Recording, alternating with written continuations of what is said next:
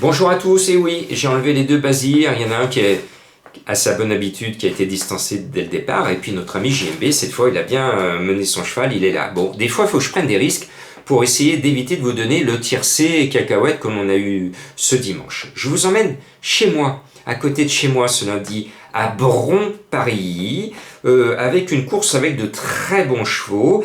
Et en tête, je tente une originalité parce que je me souviens de ce cheval l'année dernière qui a été très malheureux dans un quintet. Il avait été bousculé alors qu'il voulait disputer l'arrivée d'un tiercé. En plus, ce jour-là, il était gros favori avec Christophe Soumillon. Vous l'avez deviné, c'est le 5 Ashgar. C'est un cheval qui a changé d'entraînement. Et heureusement, parce que depuis qu'il a changé d'écurie, il est invaincu cette année en 2 courses. Il a tiré le 1 à la corde, c'est pas mal. Et surtout, il est monté par Alexis Pouchin, que j'adore. Donc je me dis, Ashgar, entraîné dans un premier temps, élevé pour courir les courses principales, décevant et limité l'année dernière, il avait déçu au niveau des quintets. Il nous revient frais comme un gardon, et moi j'y crois, je pense qu'il peut rester invaincu. Il est annoncé quand même, tenez-vous bien, à 18 contre 1. Moi je suis beaucoup plus chaud que mes confrères. Après, on va mettre le poulie d'or de service. S'il cherche son tiercé, il ne le trouve pas. Le résultat cette année, 4 deuxième place. Le 8 népalais va certainement gagner son tiercé. En tout cas, Stéphane Pasquier veut gagner son tiercé.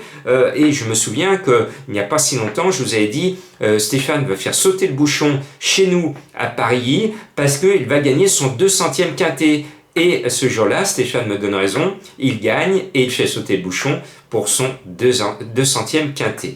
Maintenant, je serais heureux s'il gagne ce quintet lyonnais. Stéphane Pasquier aime bien Lyon.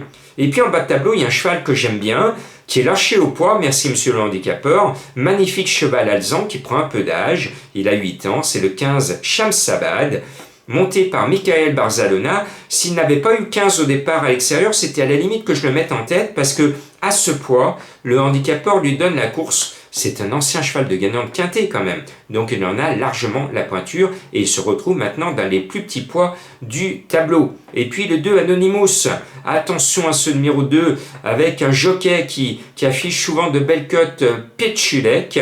L'entourage est confiant, le cheval est régulier. Dans l'ensemble, il est toujours dans les 5, donc il devrait encore une fois rentrer dans la bonne combinaison. Et en bas de tableau, Chanakil, le 14 me plaît beaucoup, c'est Pantal, qui fait appel à Christiane Demuro, l'une de nos plus fines cravaches actuellement sur nos champs de course. L'animal vient de gagner sur un hippodrome parisien. Je pense qu'il peut répéter, la forme est là et le poids est vraiment très très sympathique.